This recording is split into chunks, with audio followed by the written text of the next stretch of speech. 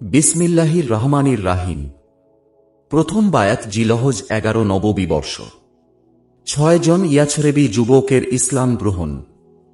একাদশ নববী বর্ষের হজের মৌসুম, জুলাই 620 খ্রিস্টাব্দ। দিনের বেলায় আবু লাহাব ও অন্যান্যদের পিছু লাগা ও পদে পদে অপদস্থ হবার ভয়ে রাসূলুল্লাহ সাল্লাল্লাহু আলাইহি ওয়াসাল্লাম রাত্রির গভীরে দাওয়াতে বের হওয়ার মনস্থ করেন। সে মতে তিনি এক রাতে আবু বকর ও আলীকে সাথে নিয়ে বহিরাগত বিভিন্ন হজ কাফেলার লোকদের সঙ্গে তাদের তাঁবুতে বা বাইরে সাক্ষাৎ করে তাদেরকে তাওহীদের দাওয়াত দিতে থাকেন। এমন সময় তাঁরা মিনার আকাবাহ গিরি সংকটের আলো আধারির মধ্যে কিছু লোকের কথা বার্তা শুনে তাদের দিকে এগিয়ে গেলেন। জিজ্ঞাসায় জানতে পারলেন যে তারা ইয়াছরিব থেকে হজে এসেছেন এবং তারা ইহুদিদের মিত্র খাজরাজ গোত্রের লোক। তারা ছিলেন সংখ্যায় 6 জন এবং সকলেই ছিলেন তরতাজা তরুণ। তারা ছিলেন ইয়াছরিবের জ্ঞানী ও নেতৃস্থানীয় যুবকদের শীর্ষস্থানীয়। রাসূলুল্লাহ সাল্লাল্লাহু আলাইহি ওয়াসাল্লাম তাদের মধ্যে বসে পড়লেন। অতঃপর তাওহীদের দাওয়াত দিলেন এবং কুরআনের কিছু আয়াত তেলাওয়াত করে শোনালেন। তারা নিজেদের মধ্যে আলোচনা করল। তারা ইতিপূর্বে ইহুদিদের নিকটে শুনেছিল যে 70 আখেরি নবীর আবির্ভাব ঘটবে। তারা বলত, জামানা নিকটবর্তী হয়েছে। এখন একজন নবী আগমন করবেন, যার সাথে আমরা তোমাদের বিরুদ্ধে যুদ্ধ করব, আদ ও ইরাম জাতির ন্যায়, অর্থাৎ তোমাদের নিশ্চিহ্ন করে ফেলব। তারা এভাবেই আমাদের হুমকি দিত। ফলে ইনি যে সেই নবী, এ ব্যাপারে তারা নিশ্চিত হয়ে তখনই ইসলাম কবুল করল। অতঃপর তারা বলল, 2 বছর পূর্বে সমাপ্ত বুয়াচ যুদ্ধের ফলে ইয়াছরিব বাসীগণ পর্যুদস্ত হয়ে গেছে। পারস্পরিক হানাহানি ও শত্রুতার ফলে তাদের সমাজে এখন অশান্তির আগুন জ্বলছে। অতএব এ অবস্থায় রাসূলুল্লাহ সাল্লাল্লাহু আলাইহি ওয়াসাল্লাম যদি ইয়াছরিবে হিজরত করেন, তবে তাঁর আহ্বানে সেখানে শান্তি স্থাপিত হতে পারে এবং আউস ও খাজরাজ উভয় দল তাঁর নেতৃত্ব মেনে নিতে পারে। ফলে তাঁর চাইতে অধিকতর সম্মানিত ব্যক্তি সেখানে আর কেউ হবে না। রাসূলুল্লাহ সাল্লাল্লাহু আলাইহি ওয়াসাল্লাম তাদের দাওয়াত শুনলেন এবং তাদেরকে ফিরে গিয়ে ইয়াছরিবের ঘরে ঘরে ইসলামের দাওয়াত পৌঁছাতে বললেন, যাতে হিজরতের পরিবেশ সৃষ্টি হয়। উপরোক্ত সৌভাগ্যবান 6 জন খাজরাজি যুবনেতা ছিলেন: 1 আব্দুল মুত্তালিবের মাতুল গোষ্ঠী, 2 বনু নাজ্জার গোত্রের আসাদ বিন জুরারাহ, ইনি ছিলেন কনিষ্ঠতম, কিন্তু ইনি ছিলেন তাদের নেতা। একই গোত্রের 3 আউফ বিন হারেজ বিন রেফাহ, বনু জুরায়ক গোত্রের রাফে বিন মালেক বিন আজলান, 4 বনু সালামাহ গোত্রের কুতবা বিন আমের বিন হাদিদাহ, 5 বনু হারাম গোত্রের ওক্কবা বিন আমের বিন নাবি, 6 বনু ওবায়েদ বিন গানাম গোত্রের জাবির বিন আব্দুল্লাহ বিন রিয়াব রাদিয়াল্লাহু আনহুম। উক্ত 6 জন তরুণের দাওয়াতেই মদিনায় হিজরতের বীজ রোপণ করে, যা মাত্র 3 বছরের মাথায় গিয়ে বাস্তব ফল দান করে। এটি স্রেফ ইসলাম কবুলের সাধারণ বায়াত ছিল। এতে কোনো শর্ত বা কোনো বিশেষ নির্দেশনা ছিল না, বিধায় জীবনীকারগণ এটিকে বায়াত হিসাবে গণনা করেননি। যদিও এটাই ছিল প্রথম বায়াত এবং পরবর্তী 2টি বায়াতের ভিত্তি। দ্বিতীয় বায়াত জিলহাজ 12 নববী বর্ষ 12 জনের ইসলাম গ্রহণ। গত বছর হজের মৌসুমে ইসলাম কবুলকারী 6 জন যুবকের প্রচারের ফলে পরের বছর নতুন 7 জনকে নিয়ে মোট 12 জন ব্যক্তি হজে আসেন। গতবারের জাবের বিন আব্দুল্লাহ এবার আসেননি। দ্বাদশ নববী বর্ষের জিলহজ মাসের মোতাবেক জুলাই 621 খ্রিস্টাব্দ এক গভীর রাতে মিনার পূর্ব নির্ধারিত আক্কাবাহ নামক স্থানে তারা রাসূলুল্লাহ সাল্লাল্লাহু আলাইহি ওয়াসাল্লাম এর সাথে সাক্ষাৎ করেন। এই স্থানটিকে এখন জামরায়ে আক্কাবাহ বা বড় জামরাহ বলা হয়। মিনার পশ্চিম দিকের এই সংকীর্ণ পাহাড়ি পথ দিয়ে মক্কা থেকে মিনায় যাতায়াত করতে হতো। এই সংকীর্ণ সুড়ঙ্গ পথকেই আক্কাবাহ বলা হয়। এখানেই আইয়ামে তাশরিকের এক গভীর রাতে আলো আধারির মধ্যে আক্কাবাহ অত্র বায়াত অনুষ্ঠিত হয়, যা ছিল পরবর্তী পর্যায়ে মাদানী জীবনে ইসলামী সমাজ ও রাষ্ট্র গঠনের বীজ বপন সমতুল্য। এই বায়াত ছিল মহিলাদের বায়াতের ন্যায়, যা তাদের উপর যুদ্ধ ফরজ হওয়ার পূর্বে সম্পন্ন হয়েছিল। এই বায়াতে গত বছরের 5 জন ছাড়াও এ বছর নতুন যে 7 জন উপস্থিত ছিলেন, তাঁরা হলেন: 1 বনু নাজ্জার গোত্রের মুয়াজ বিন হারেজ বিন রিফাহ, 2 বনু জুরাইক গোত্রের জাকওয়ান ইবনু আব্দে কায়েস। 3 বনু গানাম গোত্রের উবাদাহ বিন শামেত। 4 বনু গানামের মিত্র গোত্রের ইয়াজিদ বিন ছালাবাহ। 5 বনু সালেম গোত্রের আব্বাস বিন ওবাদাহ বিন নায়ালাহ। 6 বনু আব্দিল আশাহাল গোত্রের আবুল হাইছাম মালেক ইবনু তাইয়েহান। 7 বনু আমর বিন আউফ গোত্রের ওয়ায়েন বিন সায়দা। শেষোক্ত দুজন ছিলেন আউস বংশের এবং বাকিগণ ছিলেন খাজরাজ বংশের। তন্মধ্যেও প্রথম ব্যক্তি ছিলেন রাসূল সাল্লাল্লাহু আলাইহি ওয়াসাল্লাম এর দাদার মাতুল গোষ্ঠী বনু নাজ্জারের অন্তর্ভুক্ত। দ্বিতীয় বায়াত অনুষ্ঠান।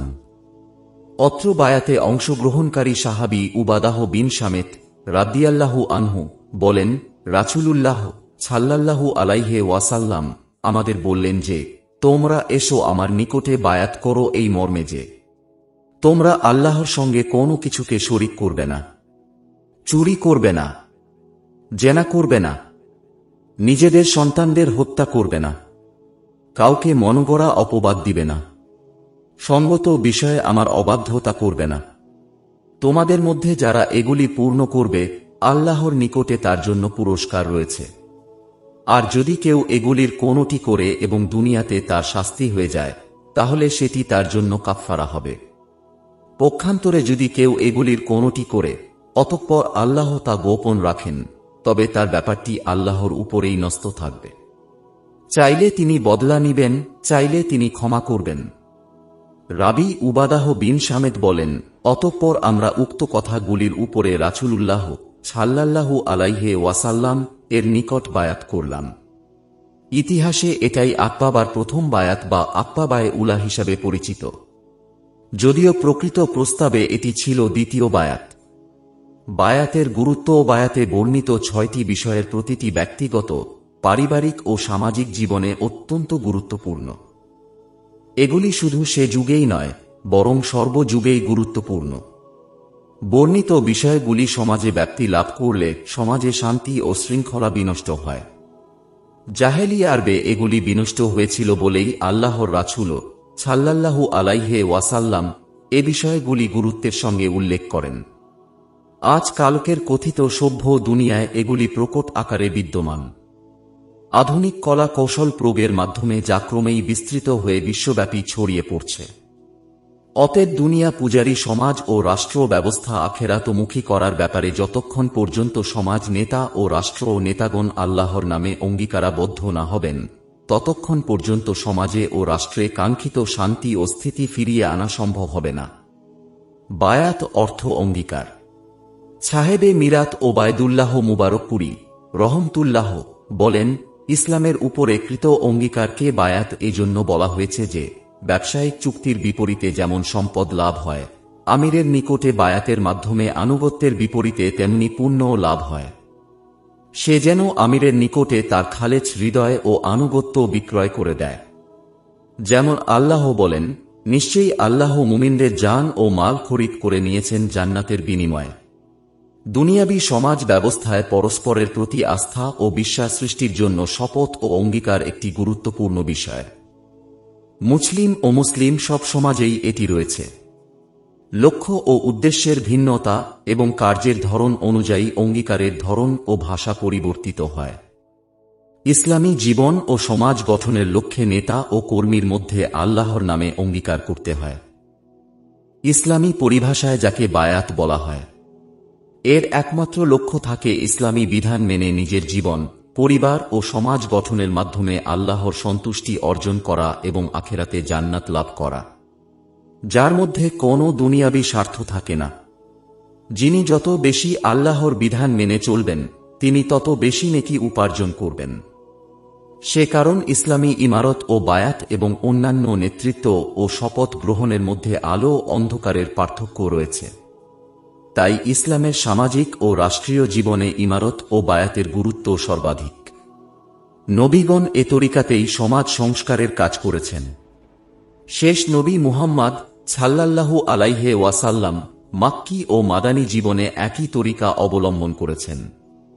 সর্বদা উক্ত নীতি অব্যাহত থাকবে, যদি না তাওহীদী সমাজ গঠনের মহান লক্ষ্যে যোগ্য ও বিশ্বস্ত কোনো আমির ও মামুর পরস্পরে আল্লাহর নামে প্রতিজ্ঞাবদ্ধ হন। যদিও সেখানে দৃঢ়বিশ্বাসী, কপট বিশ্বাসী, শিথিল বিশ্বাসী ও সুবিধাবাদী এমনকি বায়াত ভঙ্গকারীরাও থাকবে, যেভাবে নবী যুগে বায়াতকারীদের মধ্যেও ছিল। কিন্তু তাই বলে নীতির পরিবর্তন হবে না। রাষ্ট্রীয় ও সামাজিক উভয় ক্ষেত্রে এটি জরুরি। রাসূল সাল্লাল্লাহু আলাইহি ওয়াসাল্লাম মাক্কী জীবনে সামাজিক এবং মাদানী জীবনে সামাজিক ও রাষ্ট্রীয় উভয় ক্ষেত্রে আমির ছিলেন।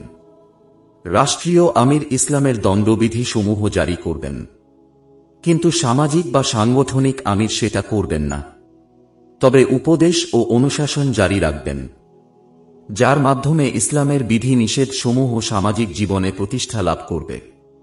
সর্বোপরি জামাতবদ্ধ জীবন যাপনের ইসলামী নির্দেশ বাস্তবায়নের মাধ্যমে আল্লাহর রহমত লাভ করা সম্ভব। অতএব অমুসলিম বা ফাসেক মুসলিম উভয় সরকারের শাসনামলে মুমিনের কর্তব্য হল শাসকের প্রতি অনুগত থাকা এবং ইসলামী আমিরের অধীনে জামাতবদ্ধভাবে দেশে ইসলামী বিধান ও নিজেদের বৈধ অধিকার প্রতিষ্ঠার জন্য ইসলামী পন্থায় সর্বাত্মক প্রচেষ্টা চালানো। বিভিন্ন উপায়ে সরকারকে নছিহত করা, সরকারের হেদায়েতের জন্য দোয়া করা এবং পরিশেষে জালেম সরকারের বিরুদ্ধে আল্লাহর নিকটে কুনুতে নাজেলাহ পাঠ করা। মোট কথা, দেশে ইসলামী খেলাফত থাক বা না থাক, সমাজ পরিচালনায় ইসলামী আমির থাকতেই হবে, নইলে ফাসেক নেতৃত্বে সমাজ বিপর্যস্ত হবে, যা আল্লাহর কাম্য নয়। এ কারণেই রাসূল সাল্লাল্লাহু আলাইহি ওয়াসাল্লাম বলেছেন, যে ব্যক্তি মারা গেল অথচ তার গর্দানে আমিরের বায়াত নেই, সে জাহেলি, পথভ্রষ্ট হালতে মৃত্যুবরণ করল। কিয়ামতের দিন তার মুক্তির জন্য কোনো দলিল ওজর থাকবে না। তৃতীয় বায়াত বা বায়াতে কুবরা, জিলহজ 13 নববী বর্ষ, 75 জনের ইসলাম গ্রহণ। দ্বাদশ নববী বর্ষের জিলহজ মাসে অনুষ্ঠিত আকাবাহ দ্বিতীয় বায়াতে অংশ গ্রহণকারী 12 জন মুসলমানের সাথে পরের বছর জিলহজ মাসে জুন 622 খ্রিস্টাব্দ অনুষ্ঠিত আকাবাহর তৃতীয় বায়াতে 73 জন পুরুষ ও 2 জন মহিলা সহ মোট 75 জন ইয়াছরিববাসী হজে এসে বায়াত গ্রহণ করেন। এটি ইসলামের ইতিহাসে বায়াতে কুবরা বা বড় বায়াত নামে খ্যাত, যা ছিল রাসূলুল্লাহ সাল্লাল্লাহু আলাইহি ওয়াসাল্লাম এর মাদানী জীবনের ভিত্তি স্বরূপ এবং আগামীতে ঘটিতব্য ইসলামী সমাজ বিপ্লবের সূচনাকারী। এই সময় মুছআব বিন উমায়ের রাদিয়াল্লাহু আনহু মক্কায় ফিরে আসেন এবং রাসূলুল্লাহ সাল্লাল্লাহু আলাইহি ওয়াসাল্লাম এর নিকটে ইয়াছরিবে দাওয়াতের অবস্থা ও গোত্রসমূহের ইসলাম কবুলের সুসংবাদ প্রদান করেন, যা রাসূল সাল্লাল্লাহু আলাইহি ওয়াসাল্লাম কে হিজরতে উদ্বুদ্ধ করে। মূলত আকাবাহর বায়াত 3 বছরে 3 বার অনুষ্ঠিত হয়। 11 নববী বর্ষে আসাদ বিন জুরারাহ নেতৃত্বে 6 জন ইয়াছরিববাসীর প্রথম ইসলাম কবুলের বায়াত, 12 নববী বর্ষে 12 জনের দ্বিতীয় বায়াত এবং 13 নববী বর্ষে 75 জনের তৃতীয় ও সর্ববৃহৎ বায়াত, যার মাত্র 75 দিনের মাথায় 14 নববী বর্ষের 27শে সফর বৃহস্পতিবার মক্কা হতে ইয়াছরিবের উদ্দেশ্যে রাসূল সাল্লাল্লাহু আলাইহি ওয়াসাল্লাম এর হিজরতের সূচনা হয়। 12 জিলহজ দিবাগত রাতের 1/3 অতিক্রান্ত হলে নিজ নিজ সম্প্রদায়ের লোকদের গভীর ঘুমে আচ্ছন্ন থাকা অবস্থায় পূর্বোক্ত 75 জন ইয়াছরেবী হাজী রাসূলুল্লাহ সাল্লাল্লাহু আলাইহি ওয়াসাল্লাম এর সাক্ষাতের জন্য বের হন এবং পূর্ব পরিকল্পনা অনুযায়ী আকাবাহ সুড়ঙ্গ পথে অতি সংগোপনে হাজির হন। অল্পক্ষণের মধ্যেই রাসূলুল্লাহ সাল্লাল্লাহু আলাইহি ওয়াসাল্লাম স্বীয় চাচা আব্বাসকে সাথে নিয়ে উপস্থিত হন, যিনি তখনও প্রকাশ্যে মুসলমান হননি। তবে তিনি কখনো রাসূল সাল্লাল্লাহু আলাইহি ওয়াসাল্লাম কে একা ছাড়তেন না। কুশলাদি বিনিময়ের পর প্রথমে আব্বাস কথা শুরু করেন।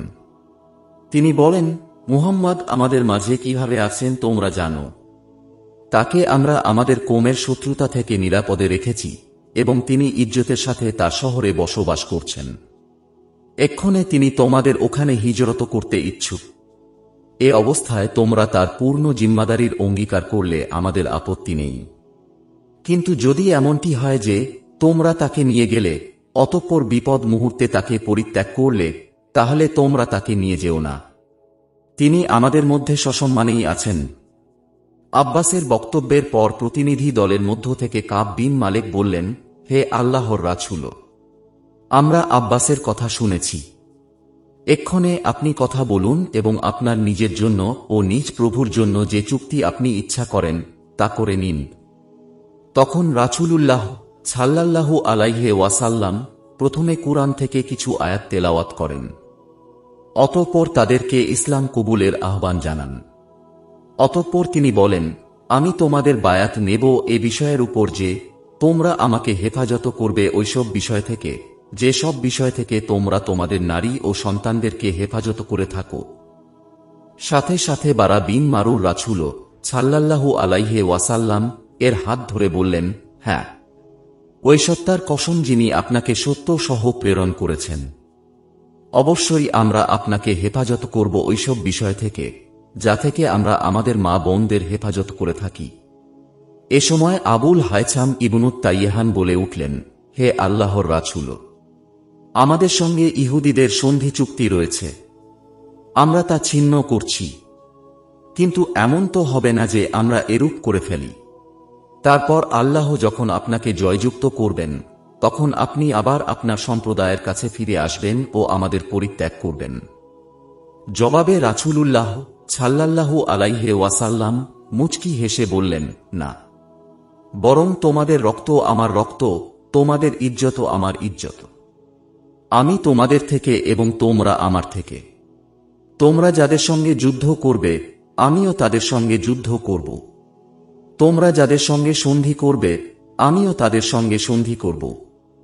এরপর সবাই যখন বায়াত গ্রহণের জন্য এগিয়ে এলো তখন আব্বাস বিন ওবাদাহ বিন নাজালাহ, যিনি গত বছর বায়াত করেছিলেন, সকলের উদ্দেশ্যে বিশেষ করে নিজের গোত্র খাজরাজদের উদ্দেশ্যে বললেন, তোমরা কি জানো কোন কথার উপরে তোমরা এই মানুষটির নিকটে বায়াত করছ? সবাই বলল, হ্যাঁ। তিনি বললেন, তোমরা লাল ও কালো, আজাদ ও গোলাম মানুষের বিরুদ্ধে যুদ্ধ করার ব্যাপারে তাঁর নিকটে বায়াত করতে যাচ্ছ। যদি তোমাদের এরূপ ধারণা থাকে যে যখন তোমাদের সকল সম্পদ নিঃশেষ হয়ে যাবে এবং তোমাদের সম্ভ্রান্ত লোকদের হত্যা করা হবে তখন তোমরা তাঁর সঙ্গ ছেড়ে যাবে, তাহলে এখনই ছেড়ে যাও। কেন না তাকে নিয়ে যাওয়ার পরে যদি তোমরা তাকে পরিত্যাগ করো তাহলে ইহকাল ও পরকালে চরম লজ্জার বিষয় হবে। আর যদি তোমাদের ইচ্ছা থাকে যে তোমাদের মাল সম্পদের ধ্বংস ও সম্ভ্রান্ত লোকদের হত্যা সত্ত্বেও এ চুক্তি অক্ষুণ্ণ রাখবে যার প্রতি তোমরা তাকে আহ্বান করছ, তাহলে অবশ্যই তা সম্পাদন করবে। কেন না আল্লাহর কসম, এতেই তোমাদের ইহলৌকিক ও পরলৌকিক জীবনের জন্য মঙ্গল নিহিত রয়েছে। আব্বাস বিন ওবাদাহর এই ওজসিনী ভাষণ শোনার পর সকলে সমবেত কণ্ঠে বলে উঠল, আমরা তাকে গ্রহণ করছি আমাদের মাল সম্পদের ক্ষয়ক্ষতি ও সম্ভ্রান্ত লোকদের হত্যার বিনিময়ে। কিন্তু যদি আমরা এই প্রতিজ্ঞা পূর্ণ করি তবে এর বদলায় আমাদের কি পুরস্কার রয়েছে হে আল্লাহর রাসূল? তিনি বললেন, জান্নাত। তারা বলল, হাত বাড়িয়ে দিন। অতঃপর তিনি হাত বাড়িয়ে দিলেন এবং তারা সবাই তাঁর হাতে বায়াত করল। অন্য বর্ণনায় এসেছে, ব্যবসা চুক্তি লাভজনক হয়েছে, আমরা কখনো তা রহিত করব না বা রহিত করার আবেদন করব না। হযরত জাবের রাদিয়াল্লাহু আনহু বর্ণিত অন্য রেওয়াতে এসেছে যে লোকেরা বলে উঠল, আল্লাহর কসম, আমরা এই বায়াত পরিত্যাগ করব না এবং রহিত করার আবেদন করব না। একই রাবী কর্তৃক অন্য বর্ণনায় এসেছে, আল্লাহর কসম, আমরা কখনোই এই বায়াত পরিত্যাগ করব না এবং তা বাতিল করব না। এ সময় দলনেতা এবং কাফেলার সর্বকনিষ্ঠ সদস্য আসাদ বিন জুরারাহ পূর্বের বক্তার ন্যায় কথা বললেন এবং পূর্বের ন্যায় সকলে পুনরায় প্রতিজ্ঞা ব্যক্ত করলেন। অতঃপর তিনি প্রথম বায়াত করলেন। এরপর একের পর এক সকলে রাসূল সাল্লাল্লাহু আলাইহি ওয়াসাল্লাম এর হাতে হাত রেখে অঙ্গীকার গ্রহণের মাধ্যমে সাধারণ বায়াত অনুষ্ঠিত হয়। আব্বাস উক্ত আনসার প্রতিনিধি দলের প্রতি ভালোভাবে লক্ষ্য করে দেখেন এবং বলেন যে এরা সবাই তরুণ বয়সের, এদেরকে আমি চিনি না। এতে প্রমাণিত হয় যে উক্ত দলে যুবকদের আধিক্য ছিল। প্রতিনিধি দলের মহিলা দুজনের বায়াত হয় মৌখিক অঙ্গীকারের মাধ্যমে। সৌভাগ্যবতী এই মহিলা দুজন হলেন বনু মাজেন গোত্রের উম্মে উমারাহ নুসাইবা বিনতে কাব এবং বনু সালামাহ গোত্রের উম্মে মানি আসমা বিনতে আমর। উবাদাহ বিন শামেত রাদিয়াল্লাহু আনহু এই বায়াতকে বায়াতুল হারব বা যুদ্ধের বায়াত বলে অভিহিত করেন। কাব বিন মালেকের বর্ণনায় এসেছে যে প্রথম বায়াত করেন বারা বিন মারুর। বনু আব্দিল আশাহাল বলতো প্রথম বায়াতকারী ছিলেন তাদের গোত্রের আবুল হায়ছাম মালিক ইবনুত তাইয়েহান। অবশ্য বনু নাজ্জার ধারণা করত যে তাদের গোত্রের আসাদি প্রথম বায়াত করেন, আর দলনেতা ও প্রথম দায়ী হিসাবে এটাই স্বাভাবিক। তবে আবেগের বশে কেউ আগে বায়াত করলে সেটাও অসম্ভব নয়। বায়াতনামা। জাবের রাদিয়াল্লাহু আনহু হতে বর্ণিত, তিনি বলেন, আমরা বললাম, হে আল্লাহর রাসূল, আমরা কোন কথার উপরে আপনার নিকটে বায়াত করব? তিনি বললেন, এক, সুখে দুঃখে সর্বাবস্থায় আমার কথা শুনবে ও তা মেনে চলবে। 2, কষ্টে ও সচ্ছলতায় আল্লাহর রাস্তায় খরচ করবে। 3, সর্বদা ন্যায়ের আদেশ দিবে ও অন্যায় থেকে নিষেধ করবে। 4, আল্লাহর জন্য কথা বলবে এভাবে যে আল্লাহর পথে কোন নিন্দুকের নিন্দাবাদকে পরোয়া করবে না। 5, যখন আমি ইয়াছরিবে তোমাদের কাছে হিজরত করে যাব, তখন তোমরা আমাকে সাহায্য করবে এবং যেভাবে তোমরা নিজেদের ও নিজেদের স্ত্রী ও সন্তানদের হেফাজত করে থাকো সেভাবে আমাকে হেফাজত করবে। বিনিময়ে তোমরা জান্নাত লাভ করবে। 6, ওবাদাহ বিন সামেত রাদিয়াল্লাহু আনহু বর্ণিত অপর রেওয়াতে এসেছে যে, এবং আমরা নেত্রের জন্য ঝগড়া করব না। বস্তুত প্রায় ১৫০০ বছর পূর্বে নেওয়া বায়াতের শর্তগুলির প্রতিটির গুরুত্ব ও প্রয়োজনীয়তা এই যুগেও পুরোপুরিভাবে মজুদ রয়েছে। সেদিনেও যেমন জান্নাতের বিনিময়ে নেওয়া বায়াত সর্বাত্মক সমাজ বিপ্লবের কারণ ঘটিয়েছিল, আজও তেমনি তা একই পন্থায় সম্ভব যদি আমরা আন্তরিক হই। ৭৫ জনের বায়াত সম্পন্ন হওয়ার পর আল্লাহর রাসূল সাল্লাল্লাহু আলাইহি ওয়াসাল্লাম তাদের মধ্য হতে ১২ জনকে প্রতিনিধি, নাকিব বা নেতা নির্বাচন করে দিলেন। তার মধ্যে ৯ জন খাজরাজ ও ৩ জন আউস গোত্র হতে। খাজরাজ গোত্রের ৯ জন হলেন: ১, বনু নাজ্জারের আবু উমামাহ আসাদ বিন জুরারাহ, ২, সাদ বিন রাবি, ৩, আব্দুল্লাহ বিন রাওয়াহা, ৪, রাফে বিন মালেক, ৫, বারা বিন মারুর, ৬, আব্দুল্লাহ বিন আমর, ৭, উবাদাহ বিন সামেত, ৮, সাদ বিন ওবাদাহ, ৯, মুনজির বিন আমর। আউস গোত্রের ৩ জন হলেন: ১০, উসায়েদ বিন হুজায়ের, ১১, সাদ বিন খায়ছামা, ১২, রেফাহ বিন আব্দুল মঞ্জির। অতঃপর তিনি তাদের নিকট থেকে পুনরায় নেতৃত্বের দায়িত্ব পালনের বায়াত গ্রহণ করলেন। আকাবাহর এই বায়াত এক যুগান্তকারী ফলাফল আনয়ন করে। যেমন: ১, গোত্রীয় হানাহানিতে বিপর্যস্ত ও যুদ্ধক্লান্ত ইয়াছরিববাসী আউস ও খাজরাজ ২ পরস্পর বিরোধী যুদ্ধমান গোত্র পুনরায় ঈমানের বন্ধনে আবদ্ধ হল, যা কোনো দুনিয়াবী স্বার্থের ভিত্তিতে ছিল না, বরং কেবল মাত্র জান্নাতের স্বার্থে নিবেদিত ছিল। ২, তাদের মধ্যে গোত্রীয় জাতীয়তার উপরে নতুন ঈমানী জাতীয়তার বীজ বপিত হল, যা তাদেরকে নতুন জীবন বোধে উদ্দীপিত করে তুলল। ৩, বহিরাগত সুদী কারবারি ইহুদি নাছারা গণ আউস ও খাজরাজ ২ বড় গোত্রের মধ্যে যুদ্ধ লাগিয়ে এতদিন ধরে যে অর্থনৈতিক ফায়দা লুটে আসছিল তার অবসানের সূচনা হল। ৪, এর ফলে হিজরতের ক্ষেত্র প্রস্তুত হল এবং হিজরতের পূর্বেই ইয়াছরিববাসীগণ রাসূল সাল্লাল্লাহু আলাইহি ওয়াসাল্লাম কে বরণ করে নেবার জন্য সার্বিক প্রস্তুতি গ্রহণ করতে লাগল। ৫, নতুন ঈমানী জাতীয়তার অনুভূতিতে আপ্লুত হয়ে ইয়াছরিববাসীগণ মক্কার নির্যাতিত মুহাজিরগণকে নিজেদের ভাই হিসাবে গ্রহণ করার জন্য ব্যাকুল হয়ে উঠল। ঈমানী ভ্রাতৃত্বের এই অনন্য দৃষ্টান্ত স্থাপনের ভিত্তি স্থাপিত হয়েছিল আকাবাহর এই মহান বায়াতের মাধ্যমে। এরপরেই রাসূলুল্লাহ সাল্লাল্লাহু আলাইহি ওয়াসাল্লাম মক্কার নির্যাতিত মুসলমানদের ইয়াছরিবে হিজরতের নির্দেশ দেন। এই ঐতিহাসিক বায়াতকে স্বাগত জানিয়ে আল্লাহ পাকশীয় রাসূলের নিকটে আয়াত নাজিল করে বলেন, নিশ্চয়ই আল্লাহ খরিদ করে নিয়েছেন মুসলমানদের জান ও মাল জান্নাতের বিনিময়ে। তারা যুদ্ধ করে আল্লাহর রাস্তায়, অতঃপর মারে ও মরে। এই সত্য প্রতিশ্রুতি রয়েছে তাওরাত, ইনজিল ও কুরআনে। আর আল্লাহর চাইতে প্রতিশ্রুতি রক্ষায় কে অধিক? অতএব তোমরা সুসংবাদ গ্রহণ করো সেই লেনদেনের উপরে যা তোমরা করেছ তার সাথে। আর এ হল এক মহান সাফল্য।